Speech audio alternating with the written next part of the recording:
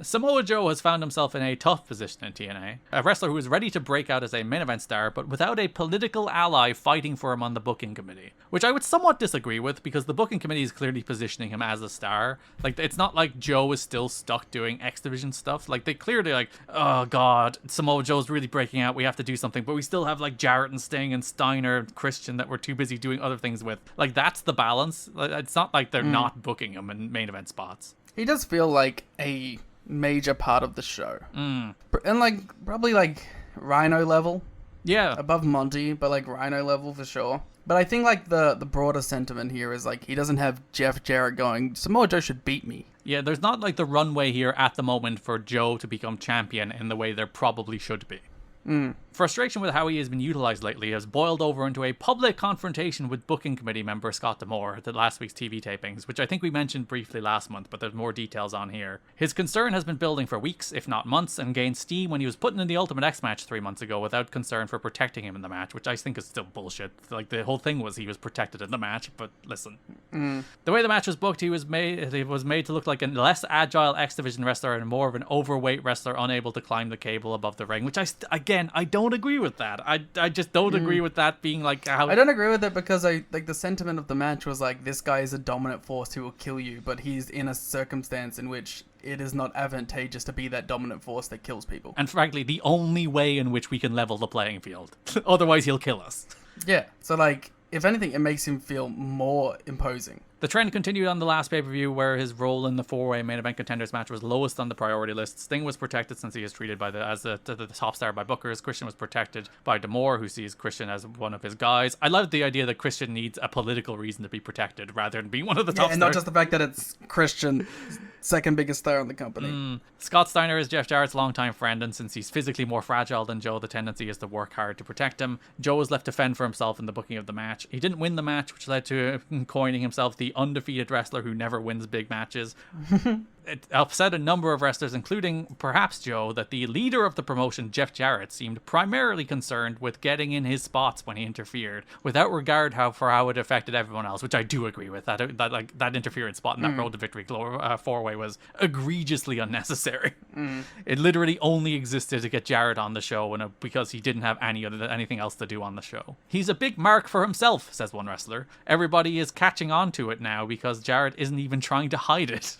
It didn't help matters that before the match, Sting and Steiner asked Joe not to potato him since Joe has a rep, some say unfair, of being overly stiff in the ring, not just tight with his offense. However, during the match, Steiner DDT'd Joe on the apron, which led to a welt under his eye, which you can see on TV. He also ended up with a black eye on the other side of his face. Steiner did apologize after. Joe remains tight with his fellow ROH and indie standouts, AJ Styles and Christopher Daniels. Daniels is said to be the analyzer or overanalyzer, says one colleague of the group, who sees the picture and presents the political obstacles to Joe. Styles is known as being more emotionally reactionary, a hothead, or even a, excuse my 2006 language here, spaz, says one colleague. They use that term multiple times this month in the PW Torch to describe AJ.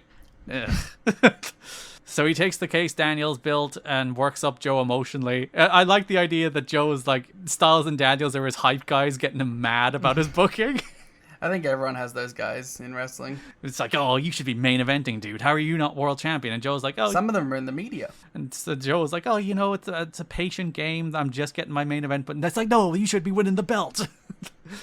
Joe, who is also emotional, doesn't play politics and speaks out what he sees as an injustice, as we illustrated when we talked about Rob Feinstein. Ends up wearing his emotions on his sleeve, which is actually very different from the Joe of 2024. Well, like, I think there's a point that Joe reached where he's like, this is just what I'm doing now. Yeah, you can see it. I think it happens kind of post-TNA because I think we talked about before, like the Rob Van Dam time limit thing in 2011 or whenever that was, where he got suspended for that too, where he lost his shit because they did a time call and he didn't like that.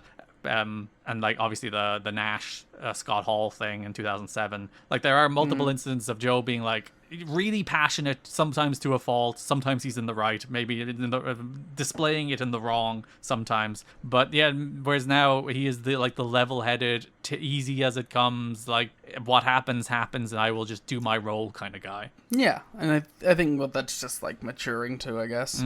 Yeah, he's like a dude in his mid-20s here. He's passionate and everything's the end of the world and you die on every hill. And like, you know, someone who is well regarded and hyped up to. Like, yeah, everyone's like, you should be the guy. Yeah, when like everyone's telling you you're the coolest and you're 25, you're like, hell yeah, I'm the fucking coolest. I should be the best. Why aren't these old men near in their 40s making me the coolest? Yeah. Some see him as being whiny as a result, although his defenders say anyone in his position should be worked up about the political obstacles he faces when it's clear he is an afterthought at times. I agree with the at times there. I don't agree really with the afterthought in general. To other wrestlers with WWE and WCW TV exposure, but less popularity, in-ring skills upside, and current popularity with the TNA fan base. Rhino has gotten a lot of TV time lately, and it's paying off strong with strong pops from the Orlando fans. That TV time Rhino gets is in part because he's tight with Booker D'Amore. It all boiled over into a confrontation with D'Amore in the locker room between D'Amore and Joe in front of everybody at the TV tapings. He shouldn't have said what he said, says one wrestler present. He was right in what he said, but wrong in how he said it. Both seem to realize it shortly into the argument. Joe and D'Amore exchanged heated words in the middle of the locker room, then realized it was the wrong place to have such an argument, so they stepped around the corner and had a heated discussion that everyone was still able to hear. Yeah, again, this doesn't seem like anything major. It just seems like wrestlers getting worked up about booking, which is like every day. And like the Steiner bit is part of it. Like Steiner like fucked him up a little bit. And when you look at TV, it is a big ass knot in his head. So he's probably like coming back emotional. And by all accounts, the next week they did a mock public argument to be like joking around. So everything was fine.